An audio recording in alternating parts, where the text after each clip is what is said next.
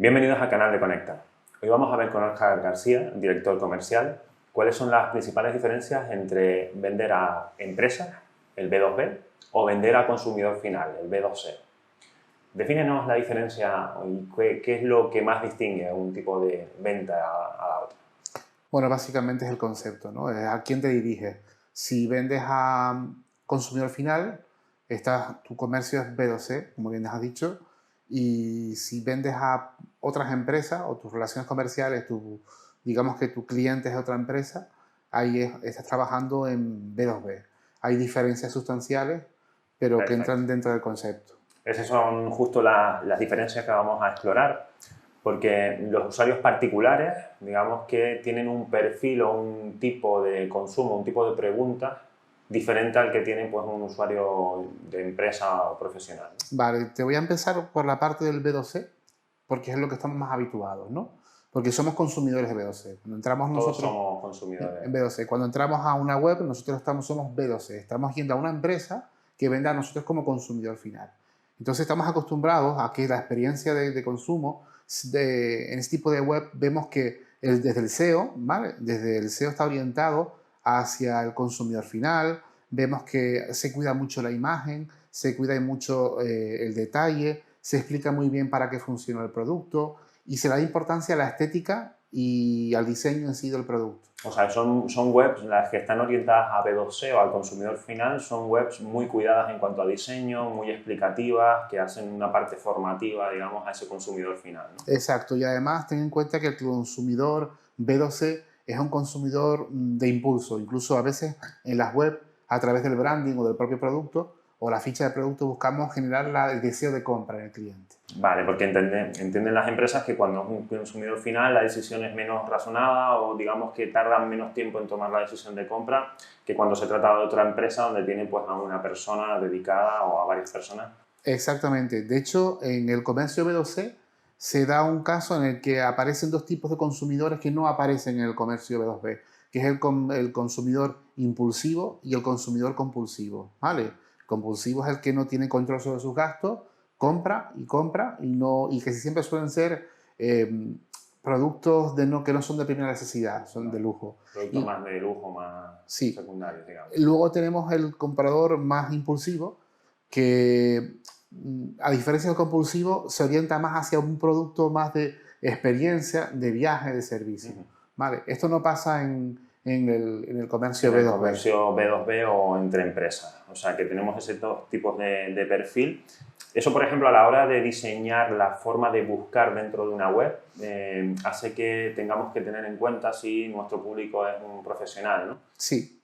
De hecho, vamos a diferenciar dos cosas. Una cosa es cuando hacemos una web, incluido un comercio electrónico, hablamos para dos públicos diferentes. Uno, voy a llamarlo así, es Google, ¿vale? Es lo que hablamos del SEO, el posicionamiento SEO. O sea, diseñar y construir una web pensando en el propio buscador. Exacto. Para que vaya optimizado y mejore el Exacto. resultado. Y hablamos de Google porque es el 98% de las búsquedas, ¿vale? Tiene sentido, digamos que hacer todo el esfuerzo en ese sentido, a por Google, En ¿vale? ser atractivos para el buscador de Google. Exacto, Google. De hecho, el resto de buscadores que tienen menos cuota de mercado, pues sí, realmente, si optimizamos para Google, en muchos aspectos también estamos optimizando para ellos, ¿no? Vale, como Yahoo, como Bing, por ejemplo. Exacto.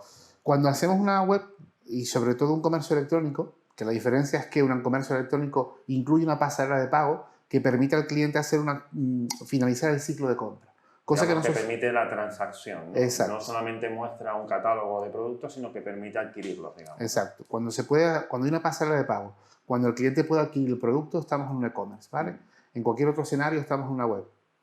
En este tipo de webs, tanto a nivel SEO, cuando trabajamos B2B, tiene sentido incluso qué palabras queremos posicionar. Aquí empiezan a aparecer palabras como mayorista, distribuidor, porque muchas veces el comercio B2B es de fabricantes, distribuidores o incluso representantes en exclusiva hacia el resto de empresas, ¿vale? Entonces aquí sí incluye, por si mi producto es ropa o es una prenda determinada, tiene sentido que yo en el SEO incluya términos como distribuidor, mayorista, digamos, etc. la actividad que llevas a cabo dentro del sector al que pertenezcas. Por ejemplo, si estás en el sector textil, pues que eres distribuidor, tienes que incluir, digamos, esa palabra en la definición, ¿no? Para Exacto. que sepan que no vendes a un consumidor final una prenda, sino que vendes pues grandes cantidades a otras empresas. Claro, tenemos que pensar que cuando yo hago una búsqueda y soy una empresa y quiero proveerme, busco mayorista. Es lo más normal que busque mayorista o proveedor.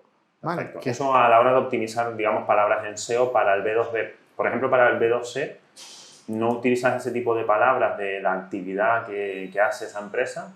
¿Qué usas? ¿Directamente el nombre de los artículos? Exacto, vas a por el artículo, por el producto, incluso por algunas características específicas, incluso por la marca. O incluso valores experienciales, como decías antes, ¿no? De lo que te aporta, digamos, a nivel de experiencia ese producto, que eso sí que está más enfocado al consumidor final, ¿no? Exacto. ¿Vale? ¿Esto tiene relación con el social selling, por ejemplo? Es justamente, el social selling es una técnica casi exclusivamente para B2C, justamente porque lo que pretende es conectar un poco con el estilo de vida del usuario. Cuando en marketing, y hablo de marketing porque estamos hablando de dos sectores que tienen que trabajar de la mano, ¿vale? El sector de ventas y el sector de marketing tienen que ir muy unidos. Y en marketing, cuando determinamos un público objetivo, ese público objetivo justamente lo definimos el perfil, y una de los elementos que utilizamos a la hora de definir el perfil es justamente ver cuál es su estilo de vida, es decir, dónde se mueve, en qué círculo se mueve, qué redes sociales, cuáles son sus intereses. Entonces, tenemos que conectar con ese estilo de vida y que se nos sienta parte de su estilo de vida. Vale, construir ese buyer persona, digamos, teniendo en cuenta pues, esas variables, como tú dices, de gusto, de tipo de estilo de vida, de variables demográficas y demás, ¿no? Exacto. Vale, en cuanto al ciclo de compra de un cliente B2B respecto a un cliente B2C, ¿hay diferencias en cuanto al tiempo que suele prolongarse este proceso? Sí, sí. Entonces tenemos en cuenta que en B2C hablábamos de un comprador más compulsivo, impulsivo, ¿vale? Donde se le daba mucha importancia a la imagen, incluso la compra en un clic. Es decir, limitar las interacciones que hay, las acciones que requiere la compra, desde que me intereso por el producto hasta que finalmente estoy en la zona de pago ya, de la web.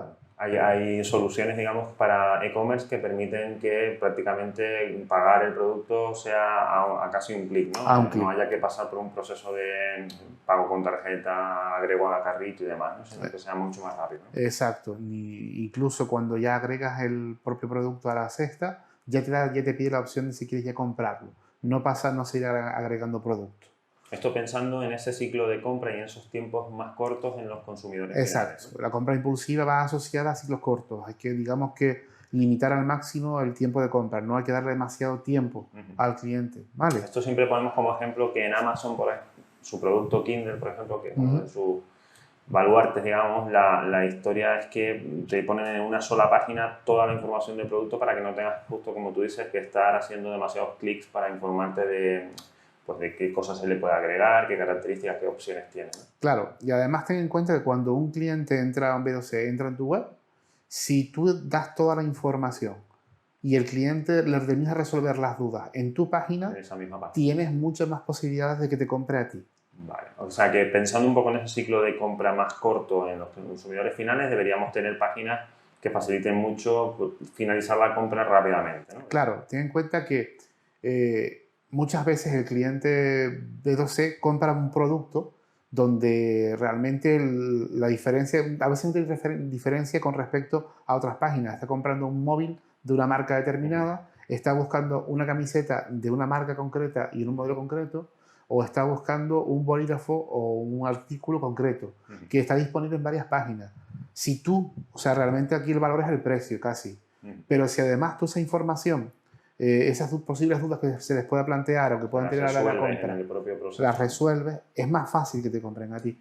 Sin embargo, cuando estamos hablando de un B2B, de una compra, pues eso, de una empresa que tiene que analizar a lo mejor diferentes ofertas de proveedores, diferentes precios, Sí, ¿no? Claro.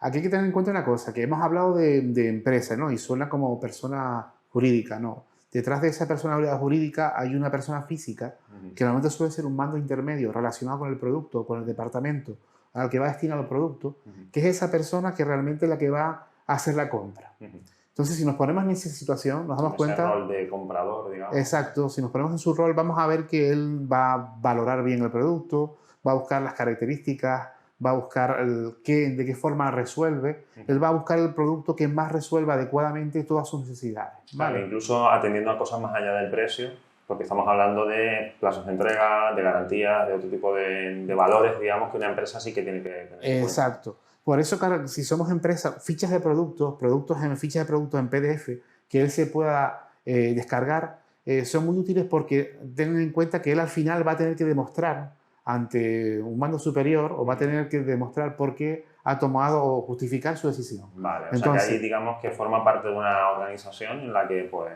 su rol, digamos, de compra está relacionado con otros departamentos, ¿no? Me imagino que con personas que luego van a vender ese producto, pero también con personas de financieras. exacto, y además él dentro de ahí va a tener que justificarse, va a tener que decir, mira, me he decidido por este producto o por este proveedor y no por este otro, por estos motivos. Fichas técnicas en PDF son importantes. Luego sí es verdad que hay que tener en cuenta que esos tiempos se alargan porque esas dudas no resueltas en la web, ¿vale? El cliente va a resolverlas a través de un correo electrónico, de un WhatsApp, de una llamada, y es normal, es frecuente que ese tipo de compras se demoren meses incluso. Vale. Que Vale. se tome una decisión, digamos, más prolongada en el tiempo, no tan impulsiva o no tan rápida, digamos, como para consumir. Exacto, porque van a validarte a ti al producto y, muy importante, te van a validar a ti como proveedor. Vale. No solamente el producto, como tú decías antes, que tiene una marca concreta, a lo mejor no es un modelo concreto, pero sí que van a valorar también pues, las garantías que ofrece o la solvencia. Vale. Perfecto. En cuanto al mercado al que nos dirigimos, o sea, digamos, el tamaño del mercado, entiendo que cuando tú vas a un consumidor final, vas a todo un segmento de población prácticamente, mientras que cuando te diriges al B2B vas a unos sectores concretos de negocio, ¿no? Claro, cuando trabajas con un B2C, tú apuntas casi que en todas direcciones, ¿no? Te diriges a un público masivo, no es tan concreto, no es tan específico el mensaje que da, con lo cual siempre te basas un poco en las características positivas del producto, ¿vale? La innovación que incorpora. Mientras que si vamos al B2B, ese producto ya no es un público, no va dirigido a un público muy extenso, sino más bien un nicho de mercado. Son productos muy específicos que resuelven necesidades específicas. Vale, para profesionales de un sector que buscan unas características mínimas también específicas. Exacto, tienes que tener en cuenta que tu comprador es un comprador cualificado, conoce el producto, conoce el sector, ¿vale? Y te va a hacer mucha cuestión, te va a hacer muchas preguntas técnicas. Vale, o sea, tenemos que, como te decías antes, a nivel de web resolver todas esas preguntas técnicas, incluso como tú decías, con información técnica, con imágenes, con más de una imagen por producto a lo mejor, con vídeos explicativos, incluso vídeos de cómo se usa el producto y demás, ¿no? Sí, esquemas incluso de montaje, desmontaje. Vale. Perfecto. Respecto a las tarifas, también entiendo que hay diferencias cuando nos dirigimos a ese público final, tarifas, sistemas de precios, sistemas de ofertas, que cuando nos dirigimos a otra empresa, ¿verdad? Cuando hablamos de un cliente B2C, siempre tenemos que tener en cuenta una cosa, y lo he insistido a lo largo de esta entrevista. Generalmente hay que tener en cuenta que es un público más impulsivo.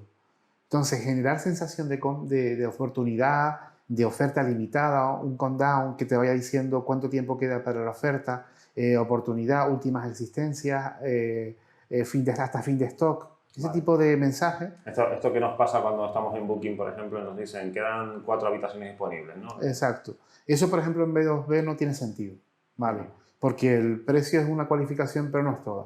Además, en B2B, ten en cuenta que hablamos a veces de importes elevados, ¿no? Importantes. Sí. Entonces, ahí sí es cierto que el cliente va a buscar tramos de precio, incluso tiene sentido de fijar precios de productos de forma modular. Claro, entiendo que cuando tú trabajas con una empresa, pues incluso puedes tener tarifas que están basadas pues, en los volúmenes de compra.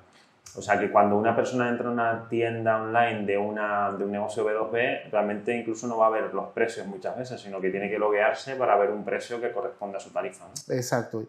Y además no pienses solo en la parte de tramos por volumen de compra, sino por funcionalidad. Es decir, hay una tarifa base que tiene una funcionalidad porque nos adaptamos. Sí es verdad que nuestro público es mucho más concreto, pero dentro de esa concreción hay diferentes tipos de público. Es decir, hay tamaños de empresa y necesidades específicas.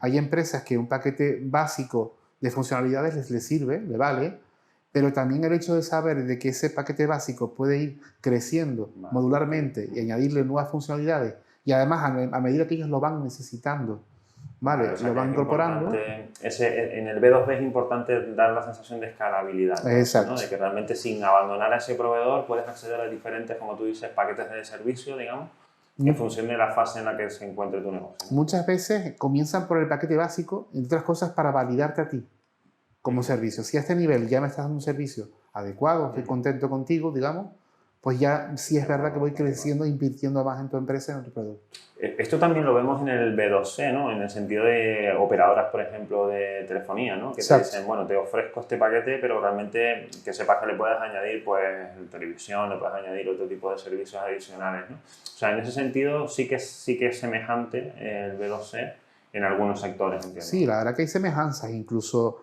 hay veces que incluso el comprador B2C se comporta como un comprador B2B. Es en el caso de, hemos hablado del comprador impulsivo, del comprador compulsivo, pero también existe un comprador racional. Vale, en el B2C también existe ese perfil, digamos, de compra más razonada y más... Casi exclusivamente en el B2B tenemos un comprador más racional. En el B2C es donde pueden aparecer estos tipos. Y el racional sí se comporta como un B2B. ¿Cuándo se comporta como un B2B? Cuando digamos que el bien de consumo o el servicio que va a consumir en su economía tiene un alto impacto. Entonces ahí sí va a valorar el producto, el proveedor, el servicio, etc. Que es cuando compramos un coche, o cuando vamos a hacer una compra un poco más así de un sistema, a lo mejor eso, que supera los varios miles de euros y tú dices, bueno, me voy a hacer una comparativa y me voy a hacer yo casi experto, voy a mirar medios especializados antes de tomar la decisión, ¿no? Cuando vas a comprar un móvil, ¿no? Exacto, por ejemplo, incluso no solo eso, sino también los tiempos de permanencia. Si voy a tener que mantener una vinculación con esa empresa durante mucho tiempo, también soy racional y miro los pros, los contras, los posibles costes añadidos, los gastos, las penalizaciones. Hablando de plazos también de pago, pero lo que comentabas de plazos de permanencia, que también es un factor importante, ¿no? Hay también diferencias notables entre el B2B y el B2C en cuanto a formas de pago que te piden, digamos, ¿no? Un consumidor final, creo que cada vez es más frecuente que le ofrezcamos incluso maneras de aplazar el pago, ¿no? Con sistemas de crédito online, ¿no? Crédito, de renting, a nivel B2C también te piden incluso diversificar la forma de pago. Ahora mismo, por ejemplo, está muy en auge el Bizum, pero también ofrecer formas como, por ejemplo, tarjeta de crédito, PayPal, ¿vale? En B2B, sí es verdad que vamos a tener que acostumbrarnos a trabajar, porque además las empresas están acostumbradas a esos términos, a trabajar con aplazamientos, con renting sobre todo, con pagos parciales, un pago inicial, pagos parciales, ¿vale? Sí, o sea, realmente nosotros en un e-commerce, cuando nos dirigimos a un B2B, le podemos facilitar formas de pago clásicas, digamos, entre empresas, como puede ser un 30, 60, 90 o un pago a 45 días o... un fraccionamiento a 12 meses, por ejemplo. Vale, o sea que realmente sí que podríamos integrar ese tipo de formas de pago un poco más complejas, un poco más pactadas, digamos, entre empresas. Sí, que incluso además quieren un contrato entre empresa y empresa. Pero esto es habitual en el B2B, con lo cual el comprador no es un tema que la parte de su objetivo, que la parte de tu producto.